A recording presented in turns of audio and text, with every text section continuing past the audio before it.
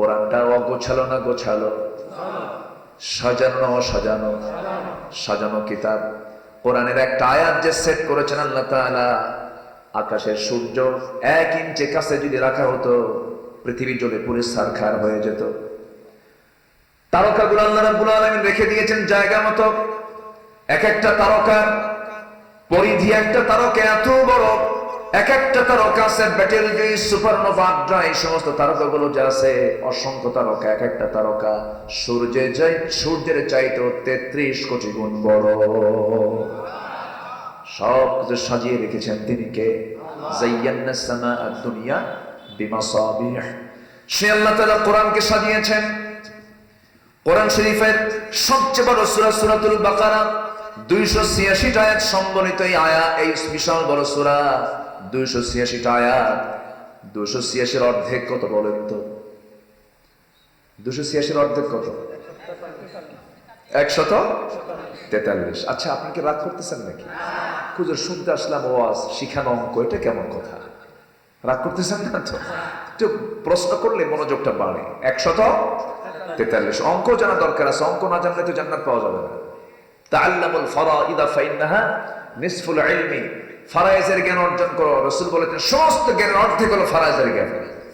শিখতে হবে, জানতে হবে। না অঙ্ক জানলে জান্নাতের অঙ্ক মেলানো যাবে না। 143 কোরআনের আয়াত যে আল্লাহ তাআলা সেট করেছেন প্ল্যান মতো। শুধু একটা উদাহরণ দিই, আমি মূল জায়গায় চলে যাচ্ছি। তাহলে 143 নম্বর আয়াত হচ্ছে ঠিক সূরা বাকারার মাঝখানের আয়াত। আল্লাহ তাআলা এই আয়াতে কি বলছেন দেখেন। সংখ্যার সাথে আল্লাহ তাআলা মিল রেখেছেন অর্থের। সুবহানাল্লাহ বলেন। আল্লাহ রাব্বুল আলামিন বলেন, وَكَذَلِكَ جَعَلْنَاكُمْ أُمَّةً وَسَطًا لِتَكُونُوا شُهَدَاءَ عَلَى النَّاسِ وَيَكُونَ الرَّسُولُ عَلَيْكُمْ شَهِيدًا। আমি তোমাদেরকে এমনই করে মধ্যম জাতি করে দুনিয়াতে পাঠিয়ে দিয়েছি। প্রথমে পাঠাই নাই, শেষও পাঠাই না, আমরা হলাম মধ্যম জাতি। কে বলছেন? আল্লাহ তাআলা আয়াতটা সেট করেছেন শেষে, প্রথমে না মধ্যমে? ঠিক মাঝখানে দিয়েছেন। অর্থের সঙ্গে মিল রেখে আয়াতের সেটিং দিয়েছেন।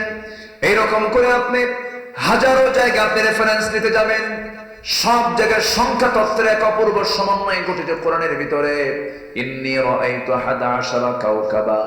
ইউসুফ আলাইহিস সালাতু ওয়াস সালাম যখন বললেন, আব্বা আমি 11টা নক্ষত্রকে স্বপ্নের মধ্যে দেখতে পেলাম। কয়টা নক্ষত্র? ইন্নী রাআইতু 11 কাওকাবা। এই বাক্যের মধ্যে আল্লাহ তাআলা 11টা নক্তাও দিয়েছেন। 11টা নক্তা দিয়েছেন। আবার তারকা কয়টা? 11টা।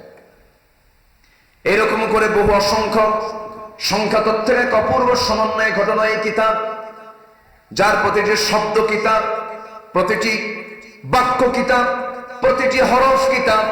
বিশাল দরিয়া, বিশাল বড় নিয়ামত আল্লাহ তাআলা আমার আপনার জন্য দিয়েছেন। আমরা কোরআনটা পড়বো বেশি করে। জোরে বলি ইনশাআল্লাহ, জোরে বলি ইনশাআল্লাহ। আমি এই মাহফিল কমিটির মাধ্যম দিয়ে এই গ্রামে আমি একটা যুব সমাজদের একটা দায়িত্ব দিয়ে দেব। সেটা হলো এই গ্রামে থাকবে প্রত্যেকদিন সকালবেলা কোরআন শেখার একটা জায়গা। জোরে বলি ইনশাআল্লাহ। নোট করে নেবেন, কোরআন শেখার জায়গা। এবং এই গ্রামকে আমি দেখতে চাই একটা বেনামাজি মুক্ত গ্রাম ইনশাআল্লাহ। আমি দুটো প্রপোজ দিয়ে গেলাম।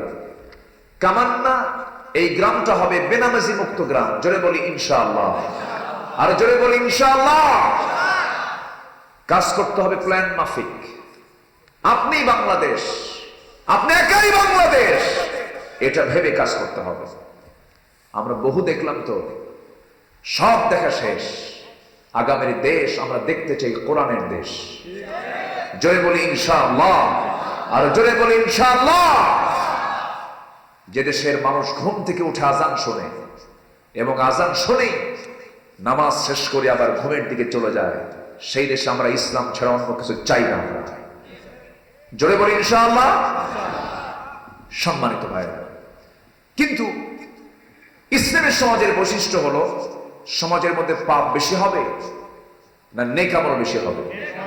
কিন্তু আজকে সমাজে কি কি কি বেশি বলেন তো? পাপটা বেশি। পাপের পক্ষে মানুষ বেশি, পাপের পক্ষে লোকজন বেশি, পাপের পক্ষে আইন কানুন চলতেছে।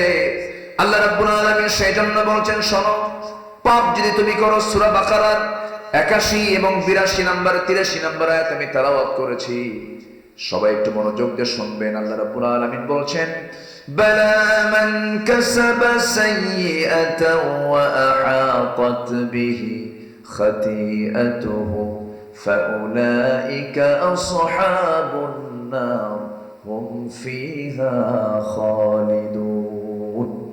তবে হে বান্দা, তুমি যদি পাপ করো, তুমি যদি গুনাহ করো, গুনাহ তোমাকে পাকড়াও করে ফেলবে, গুনার দ্বারা তুমি আক্রান্ত হয়ে যাবে। যখন কোনো বান্দার মধ্যে গুনাহ ঢুকে যায়, তার মধ্যে 7টা নিন্দনীয় জিনিস চলে আসে। কয়টা বলেন? বলেন কয়টা? আমি কি একটাও বলছি? শুধু পয়েন্ট আকারে আমি দিচ্ছি, এটা মাথায় রাখবেন। আমি একটা একটা করে বলবো, জোরে বলি ইনশাআল্লাহ। বিদ্যুৎ আসছে? ও এখন কি এতক্ষণ কি চলবে? দেন এখন ঠিক করেন, সমস্যা।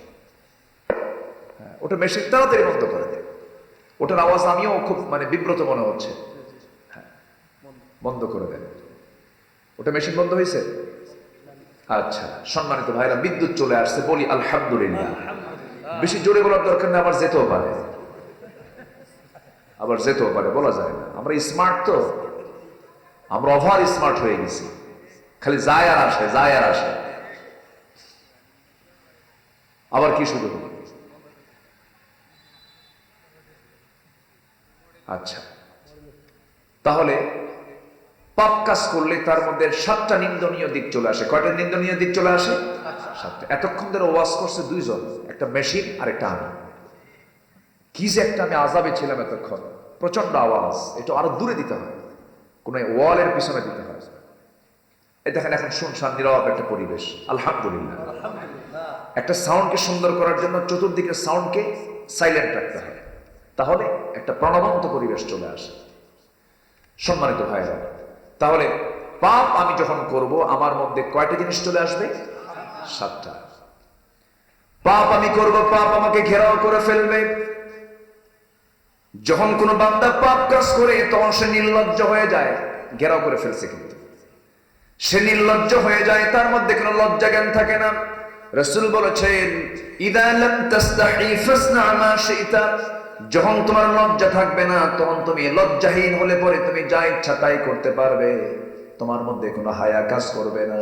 আর যার মধ্যে লজ্জা চলে যায়, লবণ শূন্য তরকারি যেমন খাওয়ার জন্য অনুপযুক্ত, উপযুক্ত নয়, যে সমস্ত মানুষগুলো লজ্জাহীন অথবা লজ্জাহীনা, তারা হলো লবণ শূন্য তরকারির মতো, কোনো মূল্য তার নাই।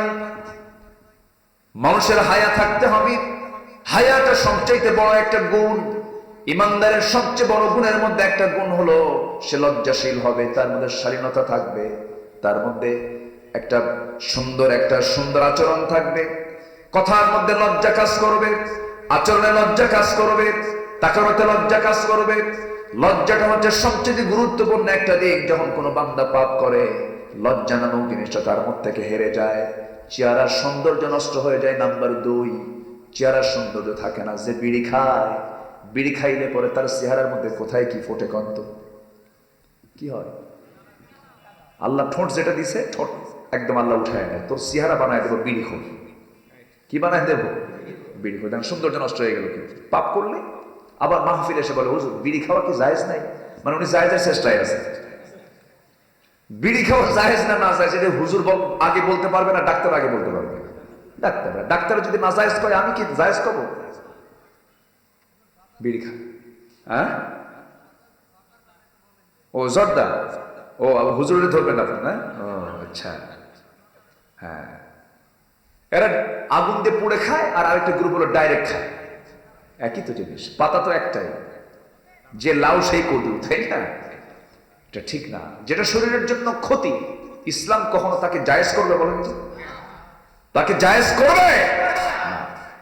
আকলমন্দ ইশারা বাসাত।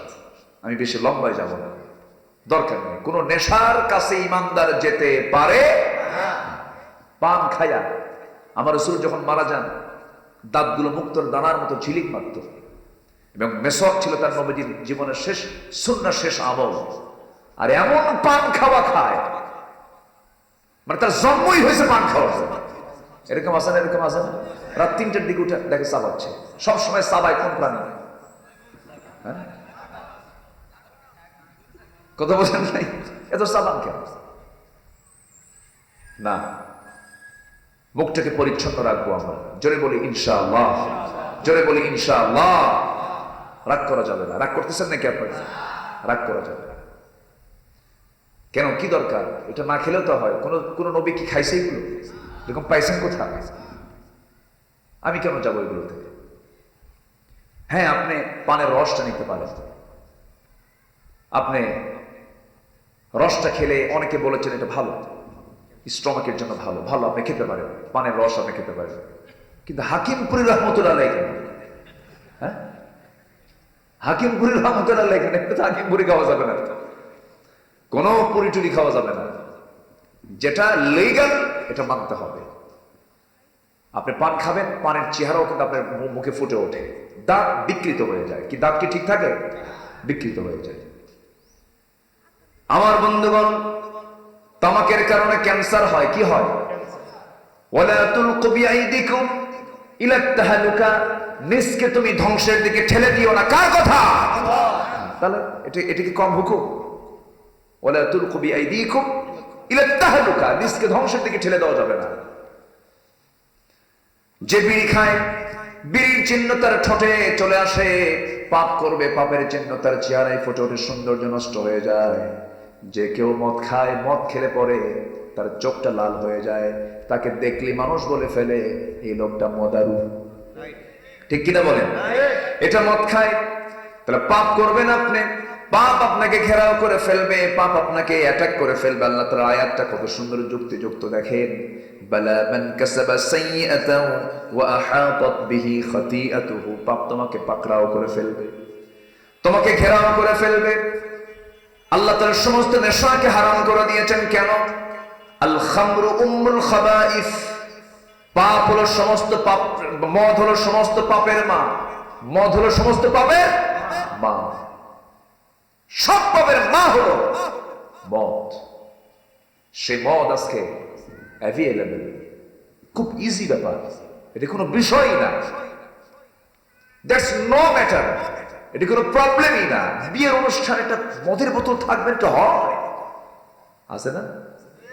ঈদের দিন সারা মাস রোজাও রাখছে, মুখে দাড়ি কাটে নাই, সব ঠিকঠাক ছিল। সবে কদরের রাতে হুজুরকে ডাক দেবে, হুজুর আপনি এমন দোয়া দিবেন, দোয়ার ঠেলায় যে আমি জান্নাত পার হয়ে জাহান্নামে যাই, যা তুই যা না। ঈদের দিন আসলো, বিকেল বেলা মদ খায় সিট হয়ে পড়ে আছে, লাভটা কি? এটার নাম লাইফ স্টাইল। এটা ইসলাম এই লাইফ স্টাইলকে পছন্দ করে। ডাবল স্ট্যান্ডার্ড ইসলামে নাই, ডাবল স্ট্যান্ডার্ড ইসলামে নাই।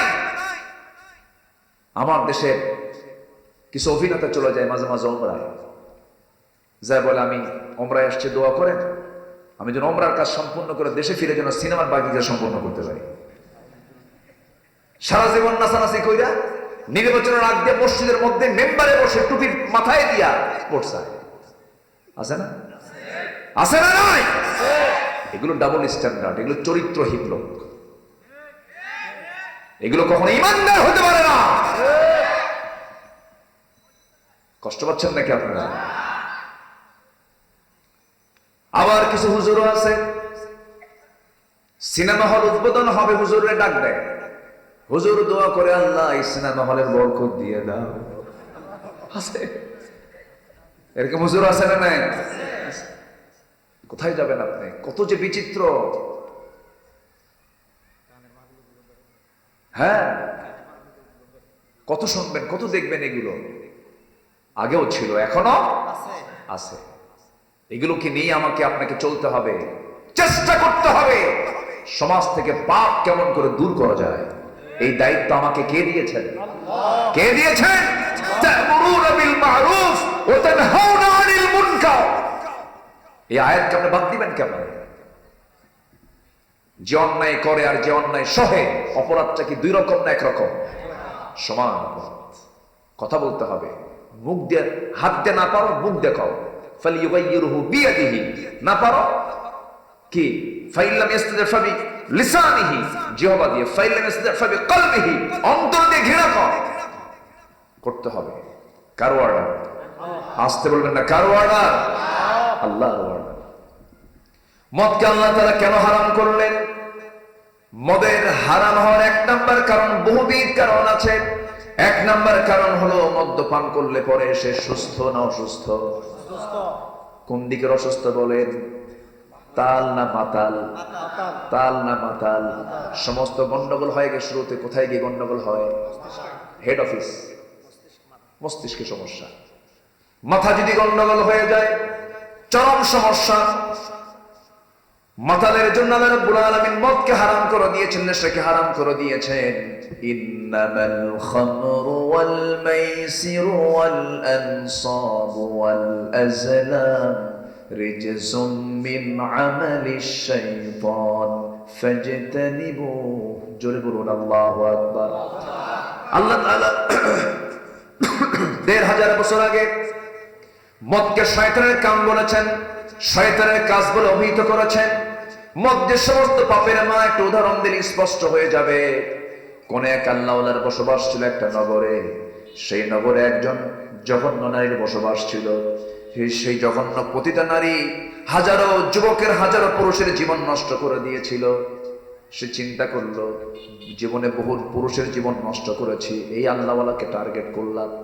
টার্গেট করলো, টার্গেটকে ফিল আপ করার জন্য তাকে ফুসলায় ঘরের মধ্যে টেনে তুলে নিয়েছে।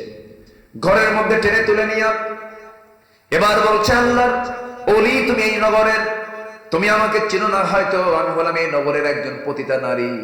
আমি তোমার সামনে 3টা জিনিস দিয়ে দিলাম, যে কোনো একটা তুমি মানতে তোমার রাজি হতে হবে, মানতে হবে। না রাজি হলে পরে আমি এমন চিল্লান মারবো, তোমার ইজ্জত সব শেষ হয়ে যাবে।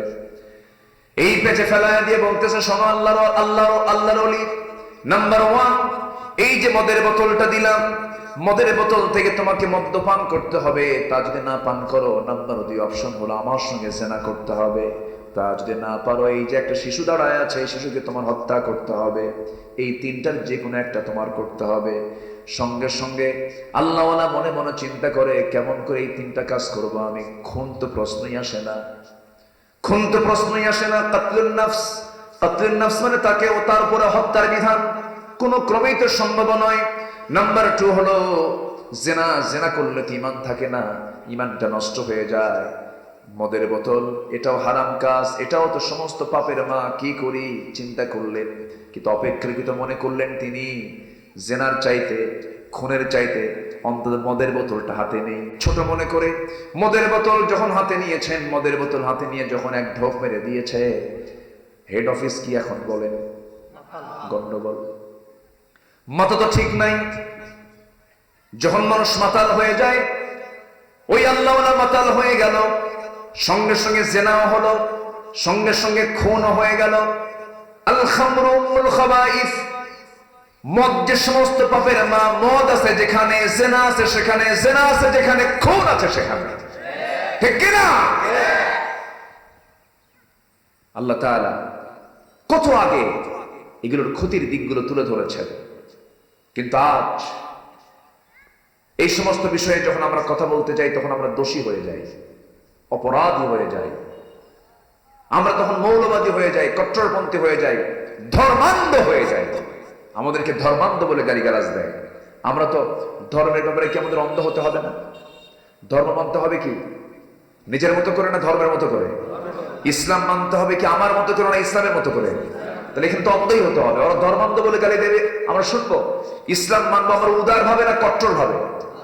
তো ওরা তো গালি ঠিকই দেয়, ওদের কথা তো রাইটই আছে। আমরা ইসলামকে সলিড মানবো, জোরে বলে ইনশাআল্লাহ। সম্মানিত ভাইরা, মদ খেলে সে সেন্সলেস হয়ে যায়, সে বউকে চেনে না, সে বউ আর নিজের মেয়েকে পার্থক্য করতে পারে না। কি ঠিক কিনা বলেন? তার যে বউ, তার ঘরের যে বউ কোনটা, মেয়ে কোনটা, সেটাকে পার্থক্য করতে পারে না। এই জন্য মদকে আল্লাহ তাআলা হারাম করেছে। কোন এক বেচারি মদ খায়া রাত 3টার দিকে গেছে, দরজায় গিয়ে ডাকতেছে, বউ দরজা খুলো। বউ তো মনে মনে চিন্তা করে, ও তো খাইছে, রাত 3টায় যখন আসছে তো খাইছে তো, কারণ বউ তো জানে স্বামীর চরিত্র কেমন। এই পৃথিবীতে চারিত্রিক সনদ কোথাও থেকে না নিয়ে প্রত্যেক পুরুষের উচিত আমার চারিত্রিক সনদ নিতে হবে আমার বউয়ের কাছ থেকে। কি কথা কি ক্লিয়ার? কারণ বউ জানে আমার স্বামী কত নাম্বার লুচ্চা। কি কথা ঠিক আছে? কতটুকু ভালো আর কতটুকু মন্দ বউ কিন্তু জানে। আমার রাসূল বলেছেন, আমি আমার স্ত্রীদের কাছে ভালো, তোমরা তোমাদের স্ত্রীদের কাছে ভালো হয়ে যাও। যেরকম সুবহানাল্লাহ। অন্যের কাছে ভালো হওয়া যায়। নেতা মঞ্চে সে খুব আল্লাহওয়ালা হতে পারেন, কিন্তু বাড়ির বউ জানে যে কোন নেতা। কথা বোঝেন নাই? হ্যাঁ, এই জন্য আমার রাসূল ছিলেন এমন লিডার, যে লিডার ঘরেও ভালো ছিলেন, বাইরেও ভালো ছিলেন, দিনও ভালো ছিলেন, রাতেও ভালো ছিলেন। সেই নেতাকে আমরা মানবো, অন্য কোন নেতা আমরা মানি না, মানি না, মানি না। ঠিক কিনা?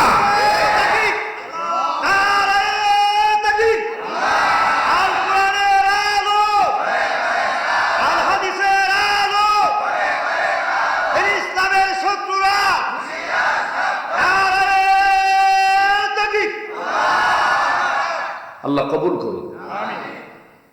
তো মদ খায়া রাত 3টার দিকে দরজায় যা ডাকতেছে, বউ ভাবতেছে স্বামী তো আসছে, ও ডাবল লোডেড, 1 বোতল বানানে 2 বোতল মারছে, রাত 3টায় আসছে। বড় ছেলেকে ডাক দিয়ে বলে, আব্বা উঠো, তোর আব্বা আসছে। আমি একলা তো ভয় পাচ্ছি, দরজা খুলে যে কি আচরণ করে আল্লাহ জানে, সাথে তুমি চলো। ছেলেকে সাথে নিয়ে দরজা খোলা মাত্রই চোখ তো মনে বের হয়ে আসার মতো, খাইছে তো। বউয়ের দিকে তাকায় বলে, আম্মা আসসালাম আলাইকুম। বলবেই তো, ওর তো মাথা ঠিক না। বউ কয়, হাই রে আমার পোড়া কপাল, তোমার কি একটু হুঁশ হলো না? তুমি কার সামনে আম্মা বলে ডাকো? যুবক ছেলে পাশে দাঁড়ানো তোমার। ছেলের দিকে তাকায় বলে, দুলা ভাই আসসালাম আলাইকুম। বুঝেন নাই? বিষয়টা তো এরকমই। আজকে সেই জিনিসগুলোকে আমরা অ্যাভেলেবেল রেখে দিয়েছি। War, women and wine. আইএমএ জাহেলিয়াতের the age of ignorance. অজ্ঞতার যুগে, বর্বরতার যুগের 3W নিয়ে তারা ব্যস্ত থাকতো। War, women and wine, 3W. War মানে যুদ্ধ। নাম্বার 2 হচ্ছে women, নারী। নাম্বার 3 হলো মানে মদ, ওয়াইন, মদ। এই 3W নিয়ে তারা ব্যস্ত। এখন কি দুনিয়াতে এগুলো নাই? আসতে বলবেন না, আছে না নাই? এখন শুধু নারীতে না, এখন কি কব, মানুষ যত বিকৃত হয় কেমনে, পুরুষও না নারীও না, ওটা ট্রান্স, মানে ট্রান্সফার হয়ে গেছে। মানে পুরুষও থাকবে না, ও নারীও থাকবে না, ও ট্রান্সজেন্ডার, ও আলাদা গ্রহে যাবে। ওদেরকে আলাদা গ্রহে পাঠায় দিয়া ওই জায়গায় থোয়া হোক, ওদের তো বাচ্চা কাচ্চা হবে না তো, তাই না? ওরা ওখানে খায়, ওখানে বলুক। এগুলো সিলেবাসের মধ্যে ঢুকায় কারা? এগুলো সিলেবাসের মধ্যে কারা ঢুকাচ্ছে? মাথায় রাখতে হবে কথাগুলো। ইসরায়েল বন্ধু না ফিলিস্তিন বন্ধু?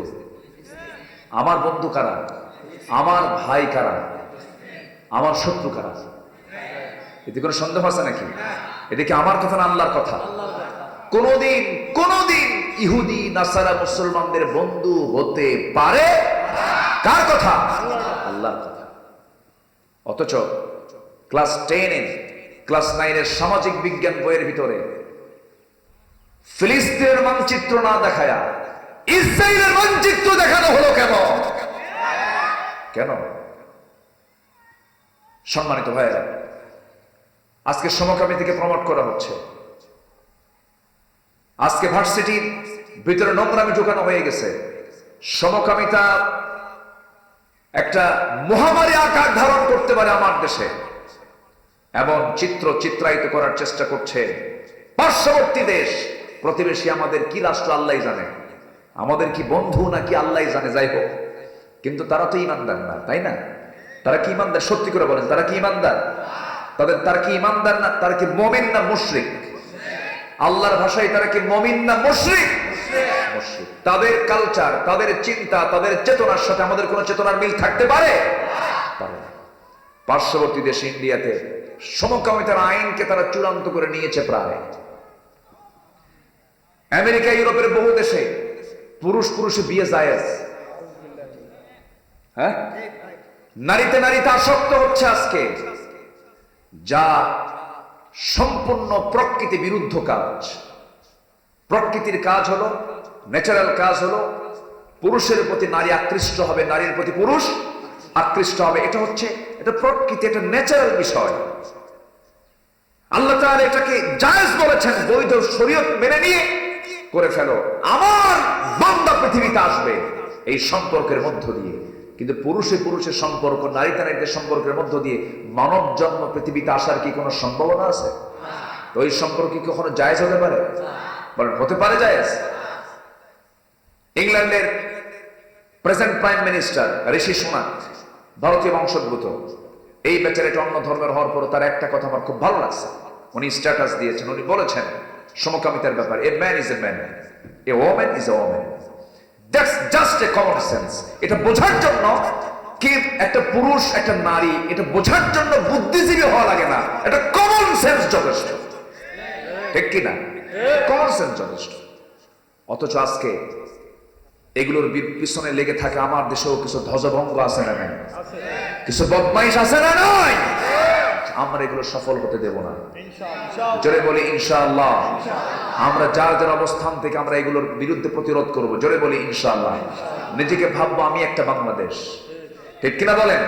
আমি একজন বাংলাদেশ, আমাকে কথা বলতে হবে, আমি যতটুকু পারবো সেখানে কথা বলবো, জোরে বলি ইনশাআল্লাহ। পাপের কাছে যাওয়া যাবে না।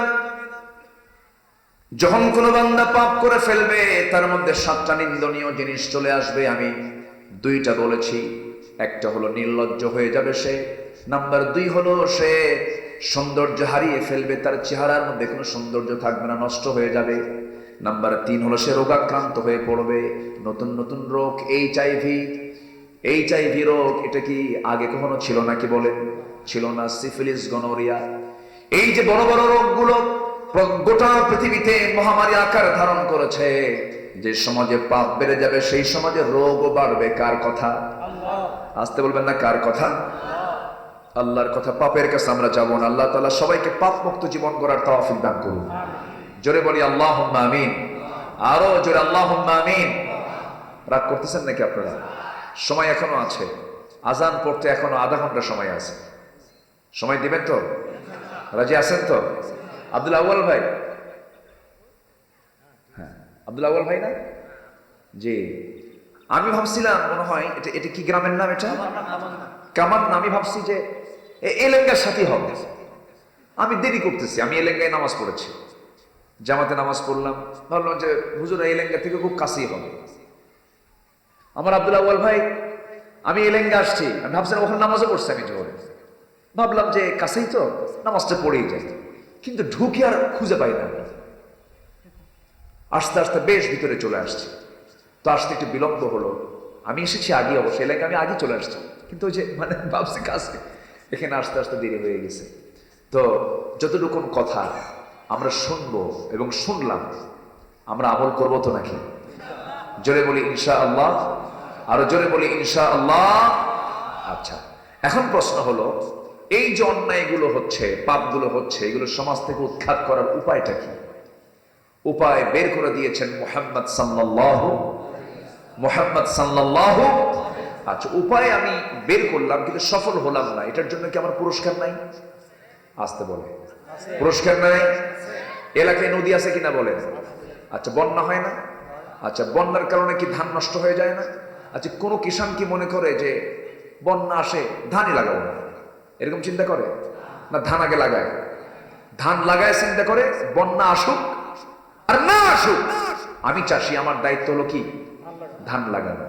আমার আপনার দায়িত্ব হচ্ছে আল্লাহর হুকুমকে ফলো করা। আমি বিজয়ী হই, পারি আর না পারি, আমাকে পুরস্কার দিবেন তিনি কে? একটু গ্যাপ, অনেক জায়গা পাচ্ছে না। আমি কি একটু নড়তে বলবো আপনাদের? একটু আমার দিকে চেপে আসেন তো দেখি, একটু জিকির করি সুবহানাল্লাহ ওয়ালহামদুলিল্লাহ লা ইলাহা। আমি তো যেতে বলিনি, একটু চেপে চেপে আসেন, আমার পিছনের ভাই যেন বসতে পারেন। জিকির করে সুবহানাল্লাহ ওয়ালহামদুলিল্লাহ লা ইলাহা ইল্লাল্লাহ সুবহানাল্লাহ ওয়ালহামদুলিল্লাহ। আপনি বসুন, আপনার আরেক ভাইকে বসার সুযোগ করে দেন, একটু চেপে চেপে আসেন। জিকির করেন সুবহানাল্লাহ ওয়ালহামদুলিল্লাহ।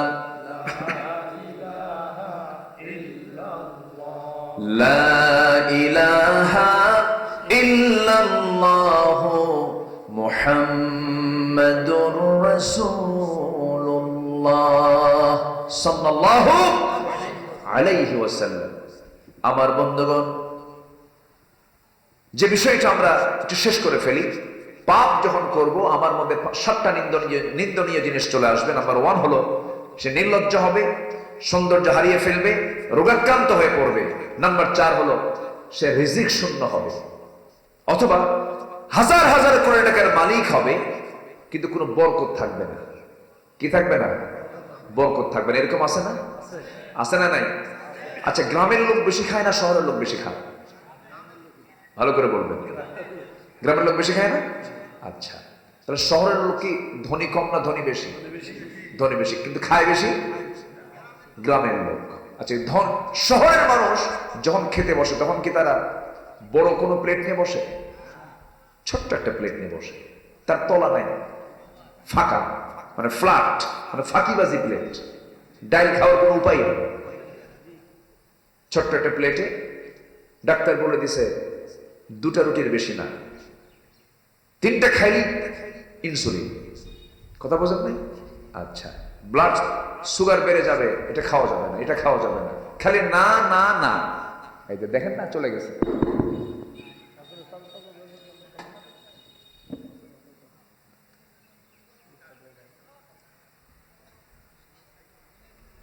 আমরা একটু জিকির করি, লা ইলাহা। ওটাই ভালো ছিল, ওটা থাকে ভালো ছিল, তাই না?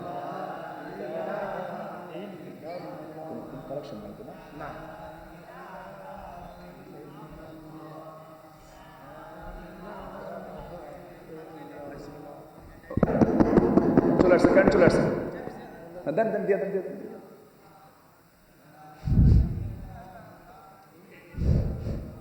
জি,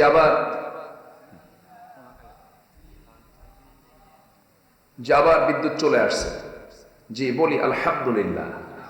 আনাকুম জানাকুম, জানাকুম আনাকুম। ঠিক আছে, সমস্যা নাই।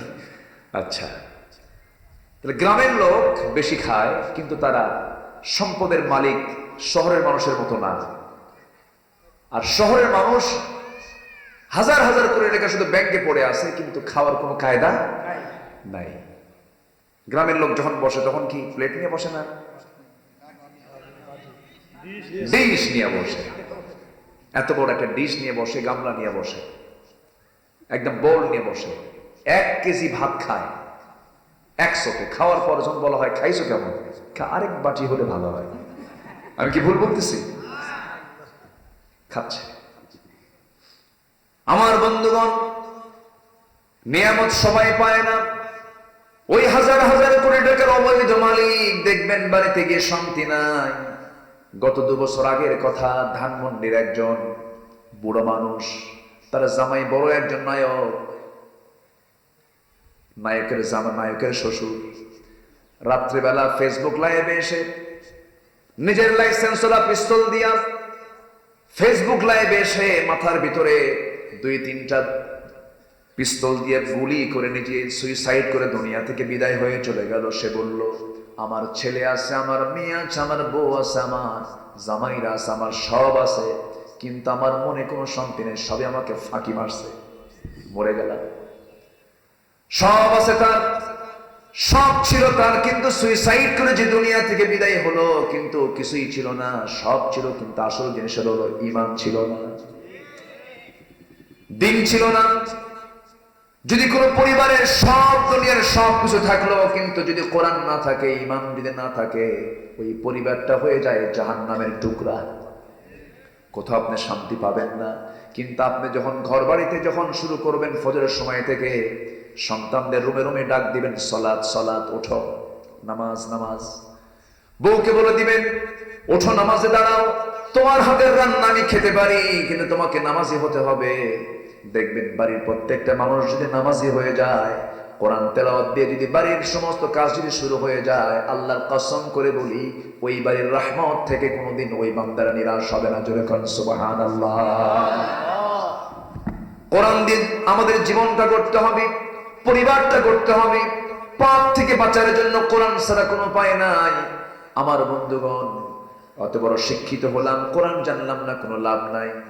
এই জন্য প্রত্যেক সন্তানকে আমরা প্রথম যে শিক্ষা দেব সেটা হলো কোরআনের শিক্ষা দেব। জোরে বলি ইনশাআল্লাহ, আরো জোরে বলি ইনশাআল্লাহ। এই নিজের চোখে দেখা ঢাকার পাশে গাজীপুরে বেশ কিছু বৃদ্ধাশ্রম গড়ে উঠেছে। সেখানে অনেক মুরব্বী মানুষ, বুড়া মানুষ সেখানে আশ্রয় নিয়েছে। তাদের সন্তানরা তাদেরকে এখানে রেখে চলে গেছে। আমি একদিন ভিতরে কৌতূহলের জন্য ঢুকলাম, জানার জন্য ঢুকলাম। বড় বড় অফিসার, বুড়া মানুষ।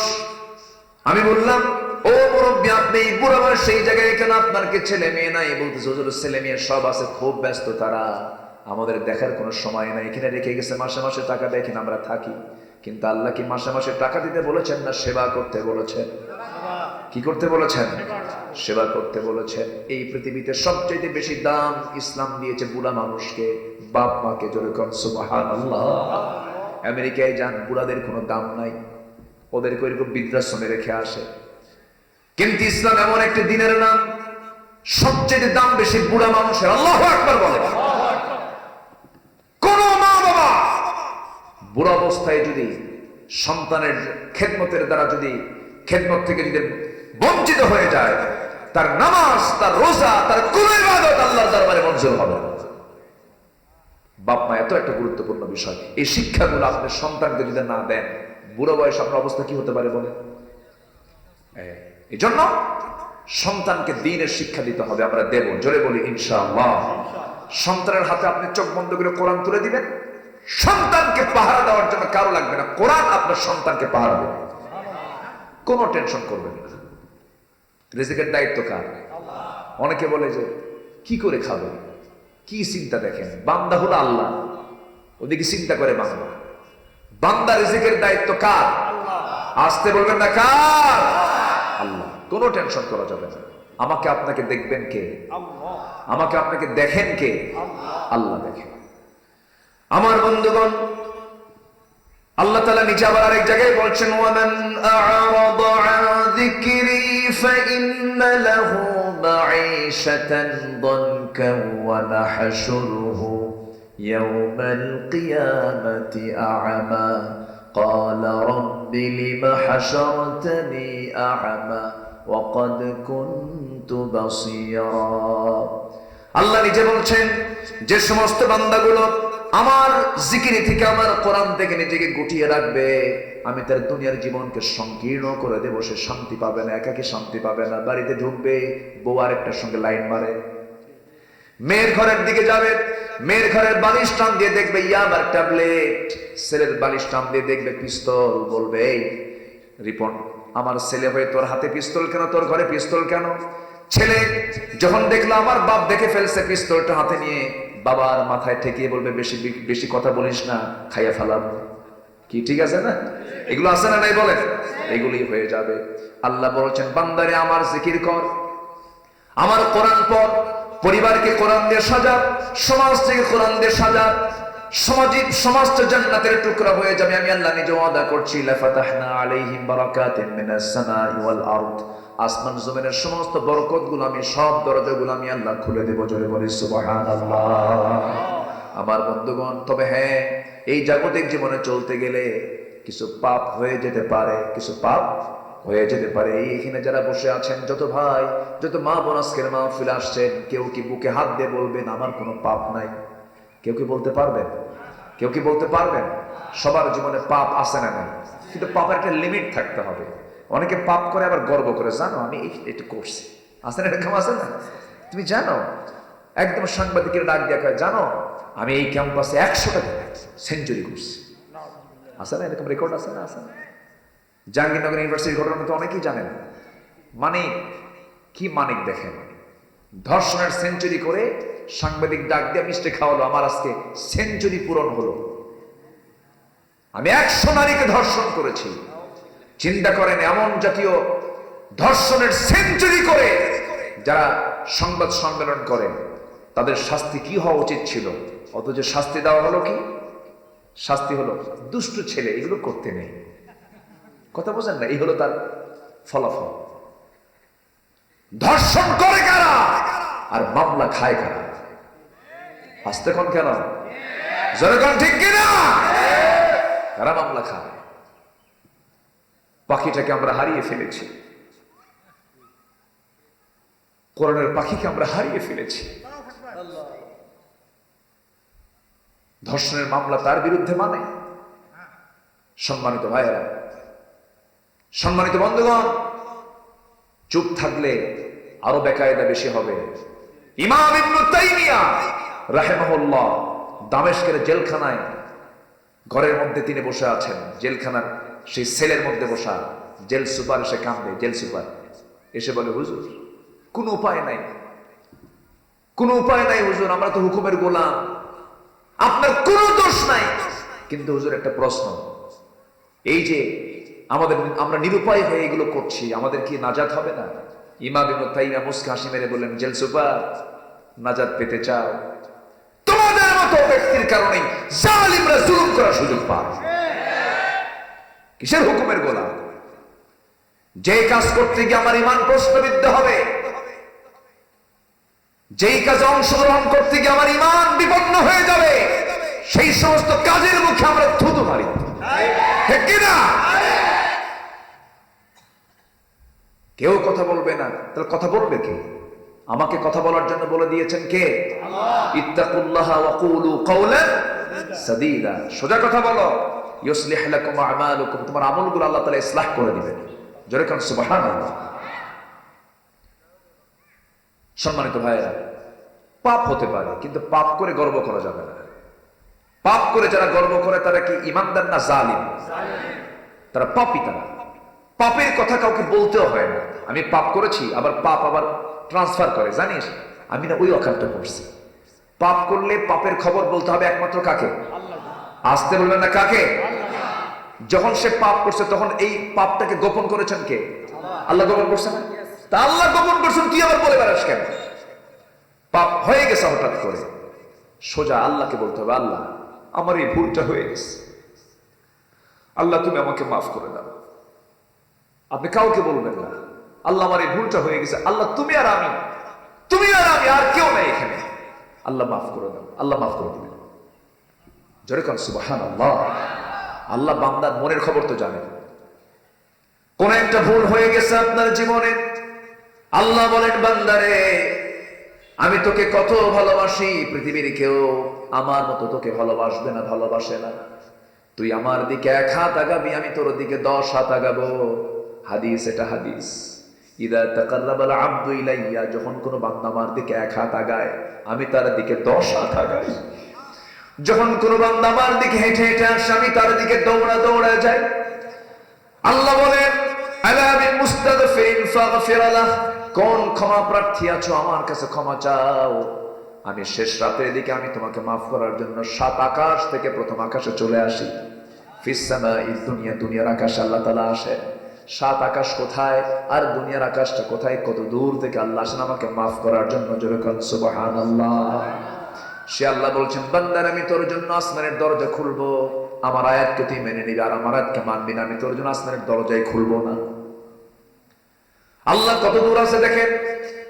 আমরা যেখানে বসে আছি ঠিক এই জায়গা থেকে সূর্যটা কত দূর, যে সূর্য আমরা দেখতে পাচ্ছি একটা প্লেটের মতো, কিন্তু সূর্য এই পৃথিবীর চাইতে 13 লক্ষ গুণ বড়। এই সূর্যের চাইতে আবার কিছু তারকা আছে 33 কোটি গুণ করে বড় এক একটা তারকা। আবার কিছু কিছু তারকা এত দূরে আছে যে তারকা আমাদের চোখে পড়ে না, কিন্তু সেই তারকার আলো এখন পর্যন্ত দুনিয়াতে আসেই নাই। এমন কিছু তারকা এই মহাশূন্যে আছে। আবার কিছু তারকা আছে, মানুষ তো চাঁদে দেশে গেছে, মানুষ তো মঙ্গল গ্রহে গেছে, মানুষ যদি মনে করে চাঁদ দেখলাম, মঙ্গল গ্রহ দেখলাম, একটু তারকার দেশ দেখতে যাব। এই দুনিয়ার সবচেয়ে নিকটবর্তী তারকার নাম হলো প্রক্সিমা সেন্ট্রাই। প্রক্সিমা সেন্ট্রাই যদি কেউ যেতে চায়, এই দুনিয়ার কোনো কপ্টার দিয়ে, বিমান দিয়ে যাওয়া সম্ভব নয়। যেতে হবে তাকে নভোযানে চড়তে হবে, নভোযানে চড়ে তাকে যেতে হবে। সুপার নভোযান হলো বর্তমান দুনিয়া অ্যাপোলো 11, যার ঘন্টার গতি হলো 39,000 কিলোমিটার। 39,000 কিলোমিটার পার আওয়ার এই গতিবেগে যদি কোনো বান্দা রওনা দিয়ে দেয়, ওই প্রক্সিমা সেন্ট্রাই নামক ওই তারকার দেশে যেতে সময় লেগে যাবে 1,15,000 বছর মাত্র। যাবেন কারা কারা? হাত তুলেন। সম্ভব? সম্ভব বলেন সম্ভব? কত দূরে সেই তারকা দেখেন, সেই তারকা পৃথিবীর সবচেয়ে নিকটবর্তী তারকা। সেই তারকা থেকে আরো তারকাগুলো কত বড়, কত দূরে, কত বড়। সেখান থেকে মহাশূন্য, এতক্ষণ মহাশূন্যের কথাই বললাম, আকাশ তো পড়েই আছে। আল্লাহ বলছেন বান্দারে, ওই আসমানের 7 আসমানের উপর আমার আরশ আজিম, সেখান থেকে আমি তোকে মাফ করার জন্য প্রথম আসমানে আসি। জোরে বলেন সুবহানাল্লাহ।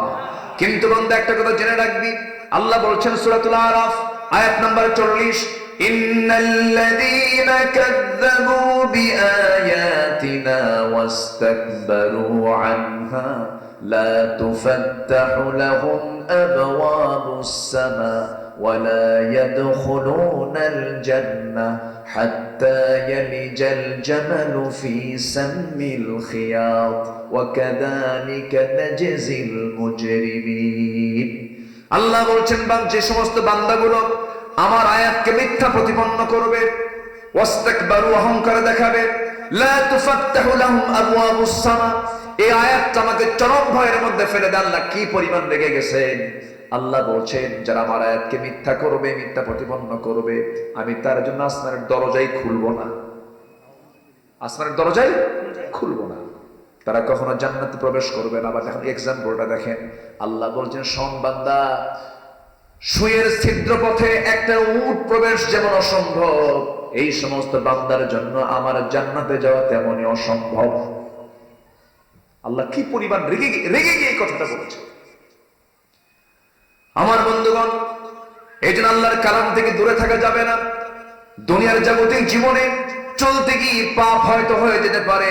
তওবার রাস্তা কে রেখেছেন বলেন? আসতে বলে না, কে রেখেছেন? পাপ করবে বান্দা, তওবা করবে বান্দা, তওবা করবে বান্দা, পাপ করবে বান্দা, তওবা করবে বান্দা। আল্লাহ বলছেন, পাপের সুযোগ আমি তোকে দিয়েছি, পাপ করার যোগ্যতা আমি তোকে দিয়েছি। তো আল্লাহু আকবার বলেন। লাউলাম তুযনিবু লাযাহাবাল্লাহু বিকুম ওয়া লাজাআ বিকওমিন হাত্তা ইউযনিবুন। বান্দা, তুমি যদি গুনাহ না করো, আমি তোমাকে এই দুনিয়া থেকে মিটিয়ে দিয়ে এমন একটা জাতি পাঠাবো, যারা গুনাহ করবে, আমার কাছে মাফ চাবে, আমি তাকে মাফ করে দেব। আজকে থেকে গুনাহ শুরু নাকি এরকম কিছু নাকি? আমার আল্লাহ কি সুন্দর আশাব্যঞ্জক কথা বলছেন। দেখেন, আল্লাহ সব বুঝেই বলতেছেন, বান্দা তোর গুনাহ হয়ে গেছে, চিন্তা করিস না, আমার তো তওবার দরজা খোলা আছে, ক্ষমার দরজা খোলা আছে। তুই জানবি আমার রহমতটা কত বড়। তুই আমার দিকে আগায় আয়, তওবা কবুলের শর্তগুলো পূরণ করে আমার কাছে তওবা কর, আমি তোর তওবা কবুল করে নেব। তওবা কবুলের শর্ত আছে না নাই? আইল ঠেললে কি তওবা কবুল হবে নাকি? হ্যাঁ, বান্দার হক নষ্ট করলে তওবা কবুল হবে না, হারাম খেলে পরে তওবা কবুল হবে না, অর্জন করলে তওবা কবুল হবে না, বান্দার হক নষ্ট করলে তওবা কবুল হবে না। আর যে ভুলটা করেছে সেই ভুল আবার করার চিন্তা করলে পরে তওবা কবুল হবে না। ভুল করেছি, সঙ্গে সঙ্গে বলবো, আল্লাহ যে ভুলটা করেছি, আল্লাহ তোমার কাছে ওয়াদা দিলাম জীবনে আর এই ভুলটা জীবনে করব না। আল্লাহ তাকে মাফ করে দিবেন। আমার বন্ধুগণ, ছোট্ট একটা ইতিহাস মনে পড়লো। আমার নবীর সময় একজন মহিলা সাহাবী জেনা করে ফেলেছেন। জেনার মতো বড় একটা গুনাহ তার দ্বারা হয়ে গেল। জেনা যখন করে ফেললেন, অনুতপ্ত হলেন। ইমানদার বান্দা খুব ভুল করলে অনুতপ্ত হয়ে যায়, অনুতপ্ত হয়ে সিজদায় পড়ে পড়ে কাঁদেন। এক পর্যায়ে নবীর সামনে গিয়ে হাজির হলেন, বললেন, ইয়া রাসূলুল্লাহ, আমি তো জেনা করে ফেলেছি। রাসূলের সাক্ষী কোথায়? সাক্ষী 4 জন ছাড়া তোমার কথা গ্রহণযোগ্য হবে না। হুজুর, আপনি আমার সাক্ষী খোঁজেন কেন?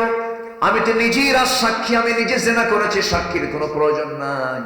আমি জেনা করে ফেলেছি। রাসূল বললেন, না তুমি করো নাই। 3টি বার মানা করলেন, এরপরও তিনি বলছেন, না হুজুর, আমি জেনা করে ফেলেছি। রাসূল বললেন, জেনা যদি করে ফেলো, পেটে কি কোনো বাচ্চা চলে আসছে নাকি? হ্যাঁ, পেটে বাচ্চা চলে আসছে। বাচ্চা যদি এসে থাকে, কোনো সুযোগ নাই তোমার সন্তান ডেলিভারি নেওয়া পর্যন্ত আমি তোমার উপরে কোনো আইন কার্যকর করতে পারবো না। বিবাহিতা নারী যদি জেনায় লিপ্ত হয়, তার শাস্তি হলো পাথর মেরে শেষ করে দেওয়া, তাকে কতল করে দেওয়া। ইসলামে 3টা অপরাধের শাস্তি দিয়েছে, তাকে হত্যা করো, দুনিয়া থেকে কতল করে বিদায় করে। 1 নম্বর হলো কতলুন নাফস, যদি কোনো মানুষকে কেউ মেরে ফেলে দেয়। এরপরে সাইয়্যিবুজ জানি, যদি কেউ জেনা করে বিবাহিত অবস্থায়, তাকে শেষ করে ফেলো, কারণ ও একটা রোগী। ও কি রোগী? সমাজে রোগ ছড়াইয়া দেবে, ভাইরাস। ওটা কি? ভাইরাস। নাম্বার 3 হলো ঈমান এনে যে মুরতাদ হয়ে যাবে, ঈমান এনে যে মুরতাদ হয়ে যাবে। তিনটা শাস্তি ইসলাম দিয়ে দিয়েছে। আমার বন্ধুগণ, ওই মহিলা বিবাহিতা ছিলেন।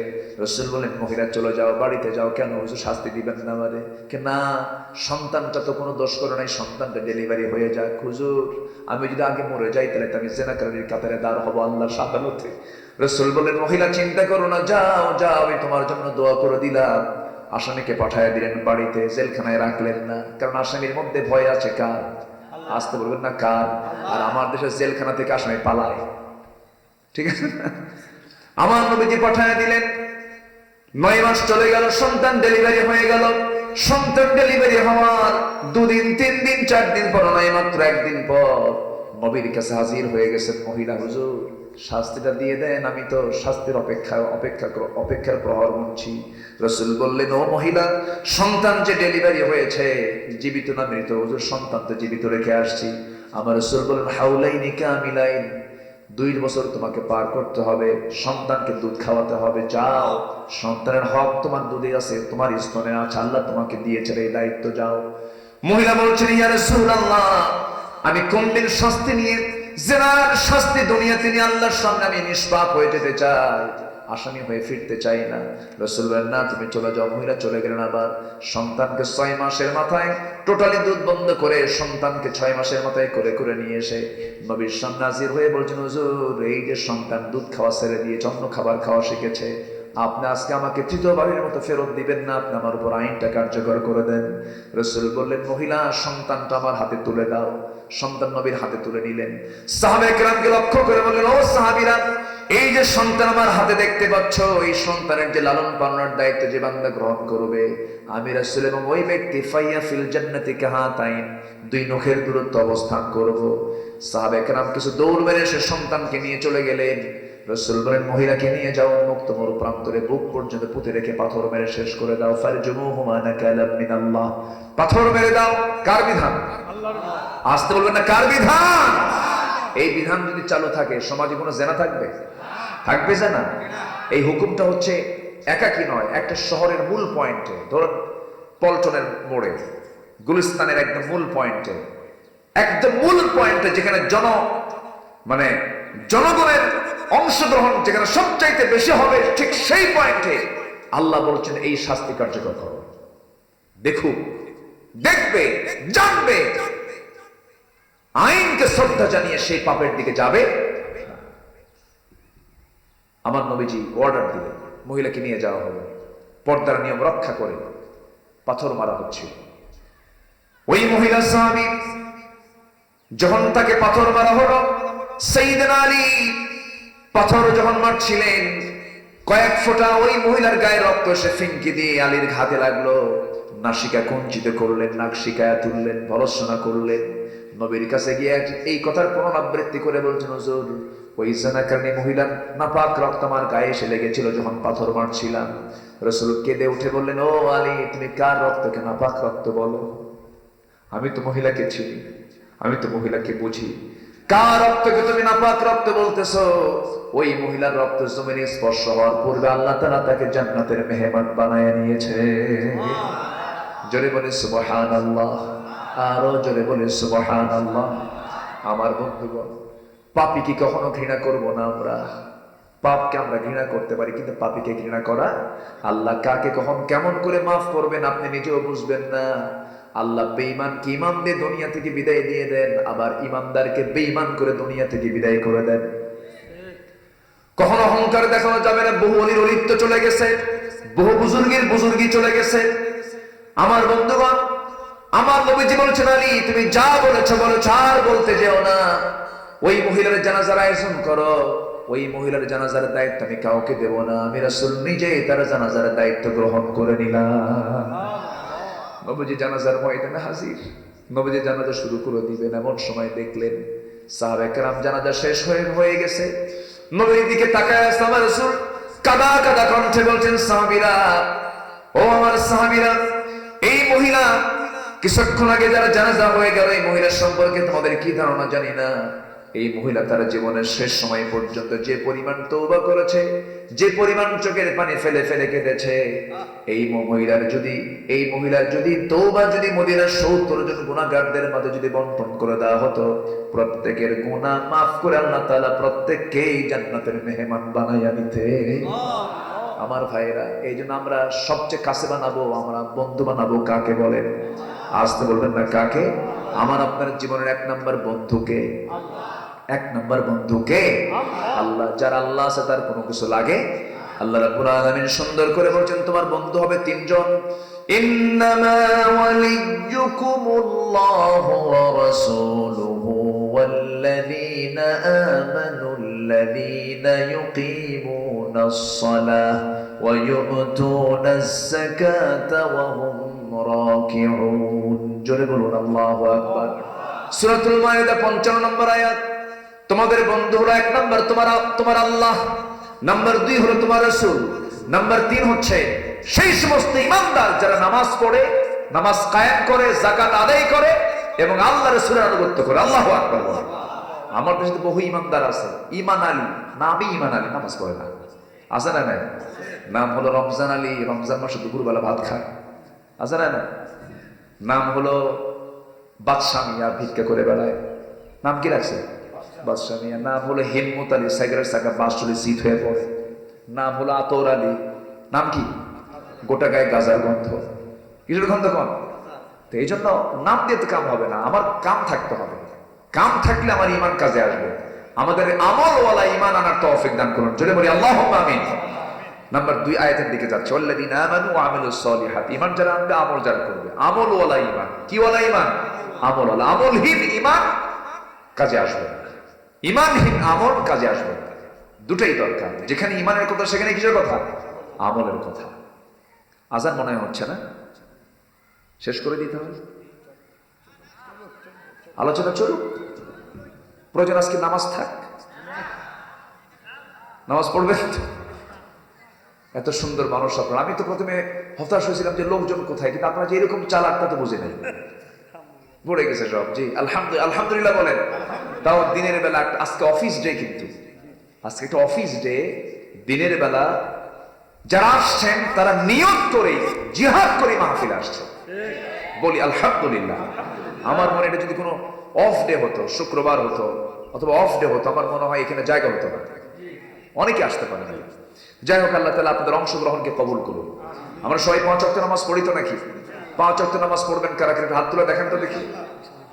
জোরে বলি ইয়া আল্লাহ, আমাদেরকে ৫ ওয়াক্ত সালাত আদায় করার তৌফিক তুমি আল্লাহ দিয়া দাও। জোরে বলি আমিন। আরো জোরে আমিন। নামাজ পড়ি একা না জামাতে? আমাদের লিডার কয়জন থাকে মসজিদে? কয়জন? আমাদের জীবন চালানোর জন্য আমাদের লিডার দরকার আছে না নাই? সে লিডারকে বিড়িওয়ালা, বেনামাজি নেতা, চোর, বাটপার, সে নেতা হতে হবে সেই নেতা যার দিকে তাকালে আমার নবীর কথা মনে হয়ে যায়। এই নেতৃত্ব মেনে একটি প্ল্যাটফর্মে এসে, ইসলামের ছায়াতলে এসে সমন্বিতভাবে বাতিল শক্তির মোকাবেলা আমাদের করতে হবে। তাহলে সমাজ থেকে পাপ দূর করা সম্ভব। এই কাজ করেছেন মুহাম্মদ সাল্লাল্লাহু আলাইহি ওয়াসাল্লাম। রাসূলকে ভালোবাসতে হবে জীবনের চাইতে কম না বেশি? আমি একটু গবেষণা করে দেখেছি, ভাঙ্গাচোরা গবেষণা করে দেখেছি আমি। সাহাবায়ে কেরামদের দাম এই পৃথিবীতে নবীদের পরে কেন?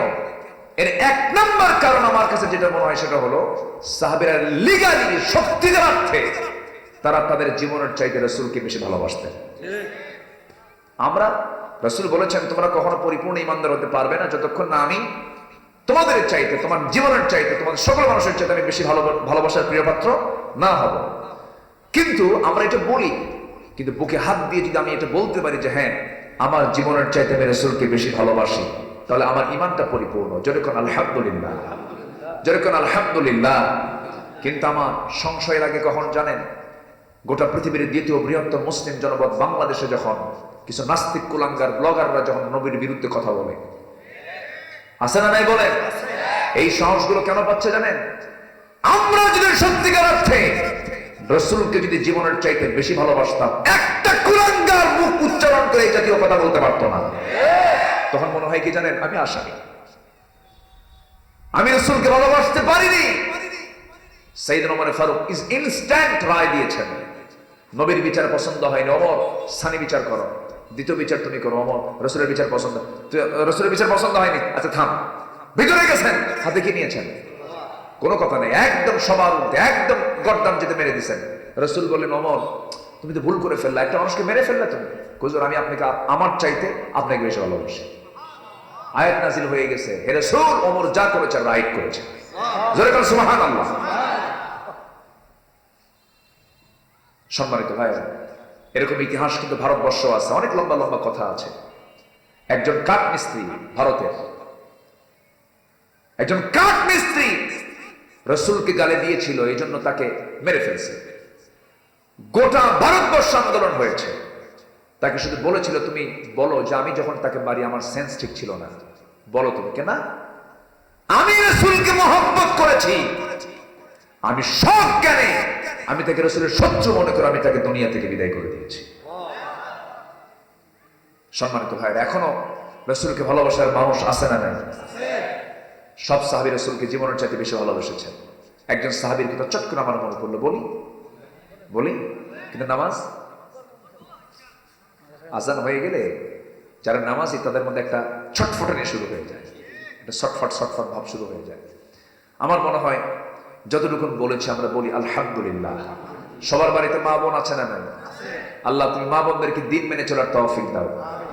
বিশেষ করে সবার বাড়িতে মা মেয়ে বোন যারা আছে এদের জন্য এক নম্বর কাজ হলো পর্দার বিষয়টা খেয়াল করবেন ইনশাআল্লাহ। জোরে বলি ইনশাআল্লাহ। পর্দা না করলে জান্নাত পাওয়া যাবে না, এটা একদম সোজা কথা। আল্লাহ সবাইকে আমল করার তৌফিক দান করুন। আমরা নামাজের মতো করে বসি, আমরা আল্লাহর কাছে চাবো। আজান হয়ে যাবে, এখন আজান হয়ে গেছে, আরো 5 মিনিট 10 মিনিট আগে আজান হয়ে গেছে। আমরা দোয়া করব, কেউ উঠবেন না। দোয়ার পর এখানে আজান হবে, এখানে নামাজ হবে। যাদের ওযু আছে কিবলামুখী হয়ে দাঁড়িয়ে যাবেন, আর যারা ওযু নাই ওযুর ব্যবস্থা আশেপাশে আছে তো ওযু করে নেবেন। আমরা এটাও মসজিদ, এই উম্মতের জন্য গোটা জমিনটাই মসজিদ, বলেন আলহামদুলিল্লাহ। এখানে নামাজ হবে ইনশাআল্লাহ। দোয়ার দিকে যাচ্ছি, বসেন আমরা একসঙ্গে দোয়া করব। আলহামদুলিল্লাহ। কামান্না যুব সমাজের উদ্যোগে তাদের চেষ্টা এত সুন্দর আয়োজন, তো আমরা দীর্ঘ সময় ধরে আমাদের দূরের মেহমানদের মুখে অত্যন্ত মূল্যবান কথা শুনলাম। তো আল্লাহ তাআলা যেন ওই কথাগুলোর উপর আমল করার তৌফিক দান করে, সকলে বলে আমিন।